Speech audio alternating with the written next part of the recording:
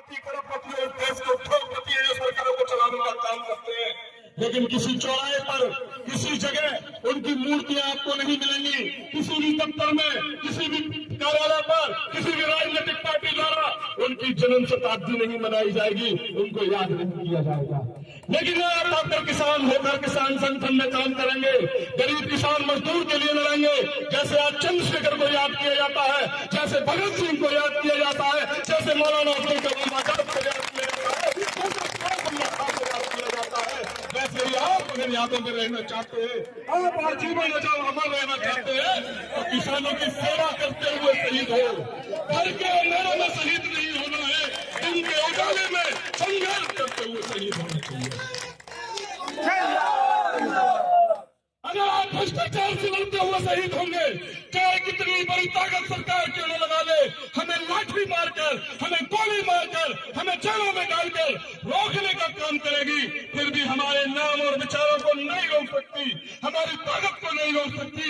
हमारे लिए जो हौसले दिए गए हैं, आप लोगों ने जो हरा दुपट्टा ओढ़ा है, इसके सम्मान में अगर आपको जीवित रहना है तो आपको ईमानदारी से किसानों की लड़ाई लड़नी पड़ेगी।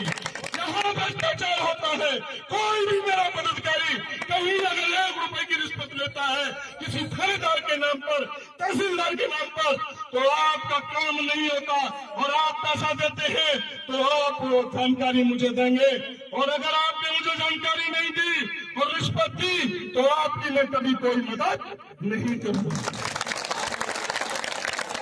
आपको मुझे सुनने को मिलता है तो फलाने आदमी ने इतना रुपया ले लिया, मेरा खून भर जाता है। मैंने अपने जीवन के 44 साल इस उम्र में आ चुका हूँ, आधे से ज्यादा जीवन जेल में व्यतीत कर दिया। अपने परिवार का साथ नहीं दे पाता, अपनी दवाई समय से नहीं ले पाता, लेकिन आपकी दुख तकलीफों में, आपकी परेशानियों में रात के 24-24 घंटे जाग कर भी आपके काम करने का काम करता हूँ।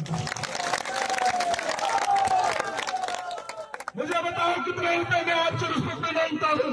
किसी थाना चौकी में जो कोई काम करता है, कभी आपसे 1 रुपया रिश्वत मांगा है, कभी आपसे ये कहा है कि फलाने थानेदार को इतना रुपया देना है। बताओ ईमानदारी से आपको अपनी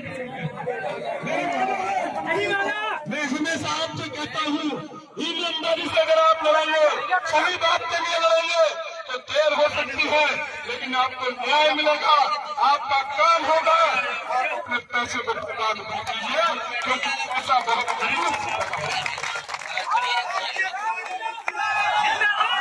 आपके 4 महीने की कीमत, आपके 4 महीने की मेहनत, आप रातों दिन मेहनत करते हैं, चाहे हाथ गिरा देने वाली सर्दी हो, चाहे जेब बरसात की दोपहरी हो, चाहे बरसात का घुटने घुटने पानी हो, रातों दिन जी तोड़ मेहनत करने के बाद आप 4000 रुपए, 2700 रुपए 4 महीने में कमा पाते हैं। यानी 1 कुंटल गेहूं पैदा करने के लिए आपको 4 महीने मेहनत करनी पड़ती है, 4 महीने मेहनत करनी पड़ती है, और 1 कुंटल गेहूं आपका 2700 से ज्यादा नहीं बिकता। और किसी को आप रिश्वत देते हैं जो 1 लाख रुपए महीने तनख्वाह ले रहा है, जो 2 लाख रुपए महीने तनख्वाह ले रहा है, उसकी नजर में 2700 रुपए की कीमत क्या है? एक शराब की बोतल और चंद काजू की। यानी कि आपके 4 महीने की मेहनत, आपके बच्चों का 4 महीने का भोजन, आपके परिवार की रोटी, आपकी भूख मिटाने वाला अनाज, उसकी नजर में सिर्फ एक शराब की बोतल की नजर है।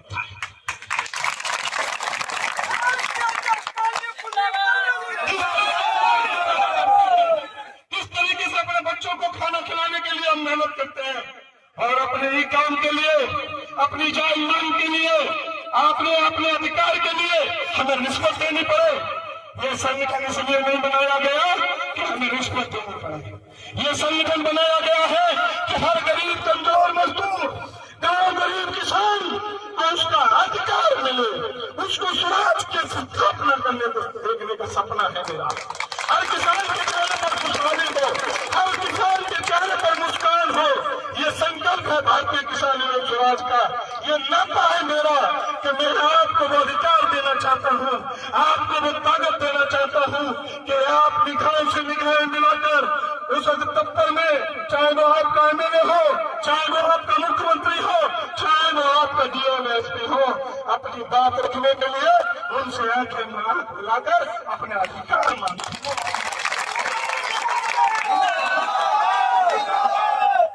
मैं चाहता हूं कि आप किसी के सामने घबराए नहीं, हाथ में बोलाए, आप रोए नहीं, मजबूती से उसका मुकाबला करना सीखें।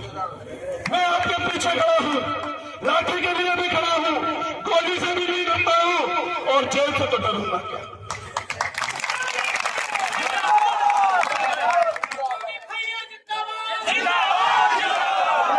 ज्यादा जीवन जेल में काटा है। क्यों काटा है जेल में? 18 महीना एक बार जेल में रहा, 28 महीना एक बार जेल में रहा, 14 महीने एक बार जेल में रहा, 10 महीने एक बार जेल में रहा, 2 महीने एक बार जेल में रहा, 34 दिन एक बार जेल में रहा, 93 दिन एक बार जेल में रहा और 14 दिन एक बार जेल में रहा। अगर हमारा प्रभाव ज्यादा से ज्यादा जीवन मैंने अपना जेल में किया क्यों किया है? क्या अपराध है मेरा? क्या किया मैंने? कोई मैंने प्रॉपर्टी पर कब्जा किया, किसी की जमीन पर कब्जा किया, किसी के साथ कोई गलत अन्याय किया? नहीं। मेरा चरित्र है कि मैंने दो गरीब किसान मजदूर की जमीन को बचाया है, उसकी रोजी रोटी को बचाया है, उसके संपत्ति को बचाया है, उसकी कमाई को, उसके सर पर इज्जत को बचने का काम किया। मैं हमेशा कहता हूं, एक हाथ में लाठी रखिए और एक हाथ में दरखास्त रखिए। अधिकारी से मिलिए, उनको सम्मान से बताइए कि ये दरखास्त है मेरा काम कितने दिन में होगा। अगर 15 दिन में आपकी समस्या का समाधान नहीं होता है तो 16वें दिन जाकर उनको आगाह करके आइए और 20वें दिन जाकर उनके दफ्तर में ताला डाल दो, मुकदमा मुझ पर।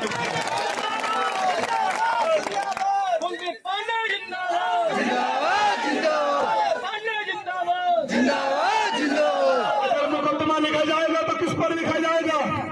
कुलदीप पांडे पर लिखा जाएगा। पांडा जी संघर्ष करो, हम तुम्हारे साथ हैं। पांडा जी संघर्ष करो, हम तुम्हारे साथ हैं। आशीष भैया जिंदाबाद, जिंदाबाद जिंदाबाद। आशीष भैया जिंदाबाद, जिंदाबाद जिंदाबाद। अगर मुकदमा लिखा जाएगा किस पर लिखा जाएगा? कुलदीप पांडे पर लिखा जाएगा या उनके चारों भाइयों पर लिखा जाएगा? मैं तो कभी चिंता नहीं करता।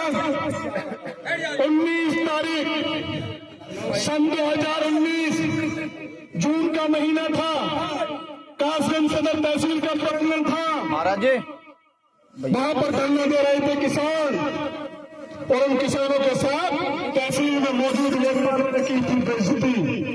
एक बुजुर्ग महिला की, जो किसान महिला थी, जो सम्मान निधि के लिए अपना फॉर्म भरवाने गई थी, किसान की जेब से वहां के एक लेखपाल ने 500 रुपए की रिश्वत मांगी थी।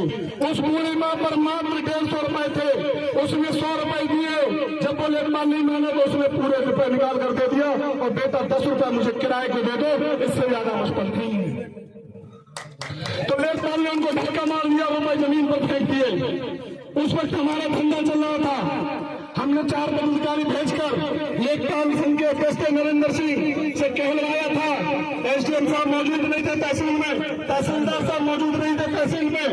मैंने कहा कि ये बुजुर्ग बड़ा है, आपने इनके संग गलत काम किया है, गलत व्यवहार किया है, दुर्व्यवहार किया है। आप अपने लेखपाल से कहकर इनसे माफी मंगवाइए और इनका संबंध निधि का फॉर्म भरवाइए।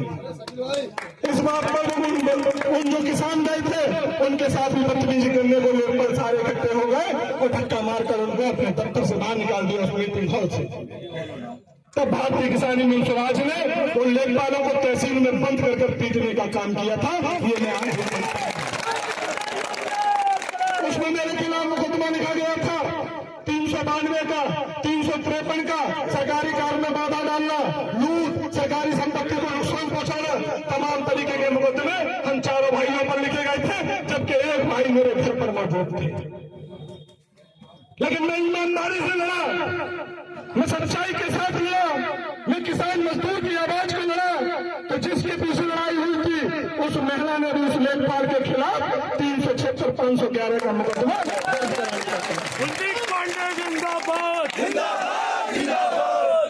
6 महीने पूरे उत्तर प्रदेश में लेखपालों की कलमबंद हड़ताल रही, पेन डाउन हड़ताल रही, उन्होंने कार बहिष्कार कर दिया।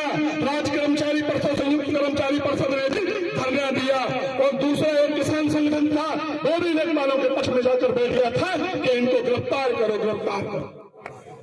लेकिन मेरे किसान, मेरे मजदूर, इस क्षेत्र का किसान, इस क्षेत्र की महिलाएं, बहन बेटियों ने पूरा क्षेत्र उत्पादन को जाम करने का काम किया और लेखपालों को सस्पेंड कराने का काम किया। किसानों से मुकदमे वापस लेने पड़े थे सरकार को। पंकज पांडा जिंदाबाद, लेने पड़े। अगर हम गलत होते तो हमें जेल जाना पड़ता, क्योंकि हमने ईमानदारी के साथ उस व्रत मेला की लड़ाई लड़ी थी, ईमानदारी के साथ किसानों के अधिकार के लिए लड़े थे। तो सरकार को हमारा मुकदमा वापस लेना पड़ा और दोनों लेखपालों को सस्पेंड करना पड़ा। तो मैं ये कहना चाहता हूं कि यह आपकी ताकत है। अगर आप देश का किसान नौजवान बनकर रहेंगे तो आपको कोई नहीं झुका सकता और आप बरादरी में बनकर रहेंगे, आप जाति में बनकर रहेंगे, आप पार्टी के पिछुआ बनकर रहेंगे, तो आपको आए दिन चौराहे उत्थानों पर आपको बंद कर दिया जाएगा। संघर्ष करो, हम तुम्हारे साथ हैं। संघर्ष करो, हम तुम्हारे साथ हैं। संगठन